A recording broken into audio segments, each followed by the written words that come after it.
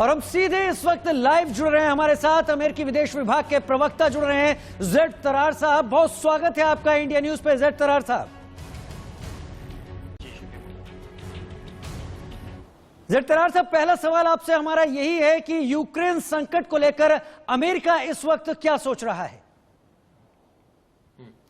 देखिए, इस वक्त तो ज़ाहिरी बात है, परेशानी से सूरत हाल को देख रहे हैं। ये बहुत अफसोस की बात है कि हमारे जितने भी एफर्ट्स के बावजूद रूस ने जंग और लड़ाई का रास्ता चुना। इस वक्त हम लगातार राब्ते में हैं अपने साझेदारों के साथ, जिनमें शामिल G7 है। आज G7 का लीडर मीटिंग होगा, जिनमें शामिल राष्ट्रपति बाइडेन भी होंगे, ज़ाहिरी बात है। हम ब्रसल्स नेटो के साथ मुसलसल राब्ते में हैं।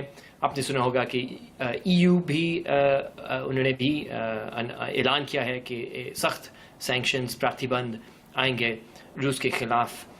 और हम बिल्कुल यूक्रेन की, ये ज़ाहिरी बात है, यूक्रेन की गवर्नमेंट से हम मुसलसल राब्ते में हैं और हम साझेदारों के साथ जितना हम मदद यूक्रेन के आम लोग और यूक्रेन के गवर्नमेंट को दे सकते हैं वो जल्द से जल्द हम देने में लगातार काम कर रहे हैं। जेड तरार साहब, राष्ट्रपति जो बाइडेन ने इससे पहले प्रतिबंधों की घोषणा की थी और ये कहा था उन्होंने रूस के खिलाफ तमाम प्रतिबंधों की बात उन्होंने की थी। क्या अमेरिका सिर्फ आर्थिक प्रतिबंधों तक सीमित रहेगा या फिर सैन्य कार्रवाई का भी कोई विकल्प अमेरिका की तरफ से खुला है?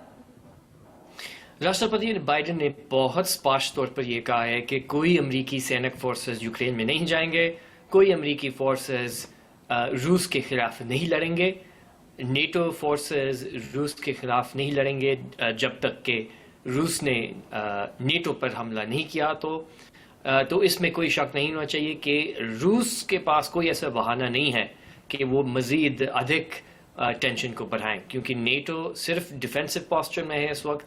जितने भी अमेरिकी सैनिक फोर्सेस नेटो के अंदर हमने उनकी ट्रांसफ़र की है वो सिर्फ डिफेंसिव है, यानी सिर्फ नेटो को सुरक्षित रखने में वहाँ मौजूद हैं। और जहाँ तक हमारे सैंक्शंस हैं, बिल्कुल ये भी हमें कहना चाहिए कि ये सिर्फ सैंक्शंस नहीं है अमेरिका से, बल्कि ये सैंक्शंस बहुत ही सख्त होंगे और सिर्फ अमेरिका से नहीं आएंगे बल्कि यूरोपियन यूनियन और हमारे साझेदारों की तरफ से भी आएंगे। तरार साहब, प्रेसिडेंट व्लादिमीर जेलेंस्की ने नेटो से मदद की उम्मीद की है और मदद की गुहार लगाई है। लगातार मिसाइल्स गिर रही हैं या तमाम दूसरे अटैक्स हो रहे हैं फाइटर प्लेन्स के जरिए, तो क्या इंतजार करना होगा? क्योंकि जो कैपिटल है कीव, वहां पर काफी ज्यादा अफरा तफरी है, वहां पर काफी केओस है इस वक्त। जी, अफसोस की बात है कि केओस है, अफरा तफरी है यूक्रेन में। और ये भी एक ज़ाहिरी बात है जब एक पड़ोसी देश आप पर हमला कर रहे हैं। हम यूरोपियन यूनियन ख़ास तौर पर और नेटो के साथ मिलकर काम कर रहे हैं ताकि हम यूक्रेन के आम लोगों तक जितना हम मदद पहुंचा सकते हैं वो हम पहुंचाएंगे। और ये बहुत हम करीब से देख रहे हैं कि हमारे जो साझेदारों हैं यूरोप में ख़ास तौर पर वो भी तैयारियां कर रहे हैं ताकि यूक्रेन के आम लोगों तक मदद पहुंचाएं। लेकिन ये भी हमने बहुत स्पष्ट और खुले आंखों से हमने देखना है कि ये जो नतीजे हम देख रहे हैं, सूरत हाल यकीनी तौर पर हम ऑन द ग्राउंड रियलिटी देख रहे हैं यूक्रेन, उसके एक्टर और उसके वजह एक ही है और वो ये है कि रूस ने, पुतिन ने जंग, युद्ध और लड़ाई का रास्ता चुना बजाय के बातचीत और शांति का रास्ता।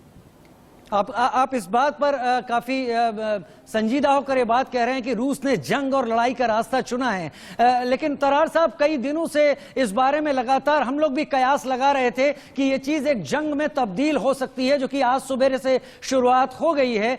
मेरा यहां पर आपसे सवाल है, वर्ल्ड ऑर्डर, पूरा का पूरा जो वर्ल्ड है जो इस जंग को अभी देख रहा है, जो अभी शुरू हुई है, क्या आपको ऐसे चांसेस दिख रहे हैं कि ये एक वर्ल्ड वॉर में तब्दील हो जाए? मेरे नहीं ख्याल कि हमें इस वक्त वर्ल्ड वॉर का एक ख़तरा बहुत लाइकलीहुड देख रहे हैं इस वक्त, क्योंकि मैं तो ये कह सकता हूँ कि जहाँ तक अमेरिका नेटो हमारे जो साझेदारों हैं, हम बिल्कुल इस बात पे जुड़े हुए हैं कि हमने अधिक टेंशन को नहीं बढ़ाना, हमने रूस पर हमला नहीं करना, और हमने यूक्रेन को जितना भी हमने मदद देना है वो बिल्कुल सप्लाईज होंगे, वो ह्यूमैनिटेरियन सपोर्ट होगा, लेकिन नेटो फोर्सेस यूक्रेन में नहीं जाएंगे। तो मेरा नहीं ख्याल कि इस वक्त हमने इसको बहुत एक विश्व युद्ध की तरफ हमने नहीं देखना। लेकिन ये कहते हुए ये फिर भी एक बहुत सीरियस मामला है और ये एक वैश्विक चिंता बन चुकी है। और हम देख रहे हैं कि ये वर्ल्ड वॉर II से ये सबसे बड़ा हमला है एक यूरोपियन देश एक दूसरे यूरोपियन देश के खिलाफ। तरार साहब, आप भारत में मौजूद तमाम लोगों को वो यूएस की पॉलिसी, यूएस की तमाम बातें बता रहे हैं इस पूरे सूरत हाल से जुड़ी हुई, जो जानना बहुत जरूरी है। लेकिन यूएस की, अमेरिका की, जो बाइडेन की, अगर उन्हें हमें समझना है तो उनकी रणनीति क्या है, स्ट्रेटेजी क्या है कि ये सारी चीजें न्यूट्रल हो, नॉर्मल हो जाए? देखिए, बात तो ये है कि आपने नॉर्मल का अल्फाज इस्तेमाल किया, तो मेरे ख्याल में कि 21वीं सदी में ये बिल्कुल एक आम बात है कि एक ताकतवर कौम ने एक पड़ोसी देश पर हमला किया, तो ये मेरे ख्याल में कोई इनकार नहीं कर सकता।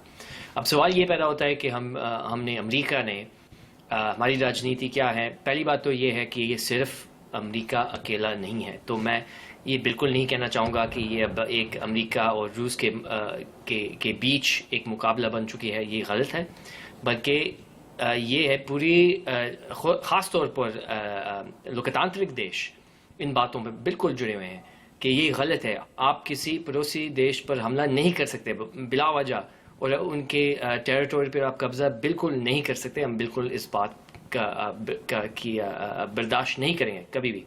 तो अब जवाब कैसे आएगा? जवाब आएगा सिर्फ वाशिंगटन DC से नहीं, बल्कि आप जितने भी हमारे करीबी एलाइज हैं, ख़ास तौर पर यूरोप में, आप फ्रांस को देखिए, जर्मनी, EU ब्रसल्स, UK को आप देखें, नेटो एलाइज को देखें, सब इस बात पे जुड़े हुए हैं कि गलत है और हमने बहुत ही सख्त किस्म के सैंक्शंस पैकेज को कायम करना है और रूस को एक सख्त जवाब देना है। तरार साहब, वजह क्या लगती है आपको? क्योंकि मैं यूएस डिपार्टमेंट, स्टेट डिपार्टमेंट प्रवक्ता से बात कर रहा हूं, स्पोक्स पर्सन से बात कर रहा हूं, वजह क्या लगती है? क्या यूक्रेन का नेटो के नजदीक आना रूस की इस तमाम कोशिशों का एक नतीजा है, या वजह कोई और बनाई गई और जिस तरह से जंग शुरू कर दी गई? जी देखिए, जहाँ तक वजह है, हमें नहीं लगता कि कोई ऐसा जायज़ वजह है इस हमले के लिए। तो रूस ने इसको चुना बिला वजह, ये हकीकत है। और जहाँ तक ये बहाना हम सुन रहे हैं ख़ास तौर पर पुतिन से कि यूक्रेन नेटो की तरफ आ रहा है या यूरोपियन यूनियन और ब्रसल्स के नज़दीक आ रहा है या आना चाह रहा था और चाह रहे हैं, ये भी देखिए, असल में यूक्रेन एक लोकतांत्रिक देश है। उनके आम लोगों ने ये खुलकर ये फैसला किया कि वो ब्रसल्स से नज़दीक होना चाहते हैं। अब ये फैसला उनके हाथों में है, किसी ने ज़बरदस्ती इनको ये नहीं कहा।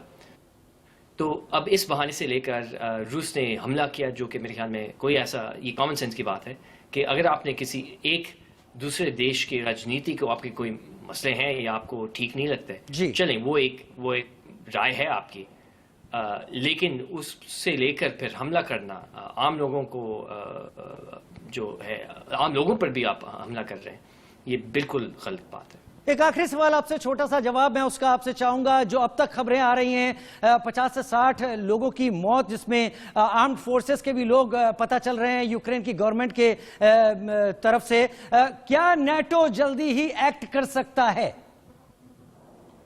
देखिए, यहाँ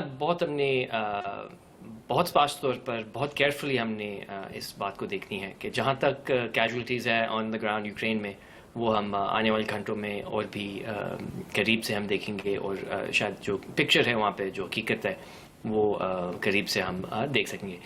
जहाँ तक नेटो है, नेटो सिर्फ डिफेंसिव पॉस्चर में है, नेटो का कोई भूमिका नहीं है जहाँ तक आर्म्ड फोर्सेस है यूक्रेन में। तो ये बहुत वाज़ेह तौर पर हमने कहना है रूस को ख़ास तौर पर, क्योंकि नेटो से रूस पर कोई ऐसा खतरा नहीं है। हम रूस को अटैक नहीं कर रहे, ना हमारे इरादे थे, ना होंगे मुस्तकबिल में।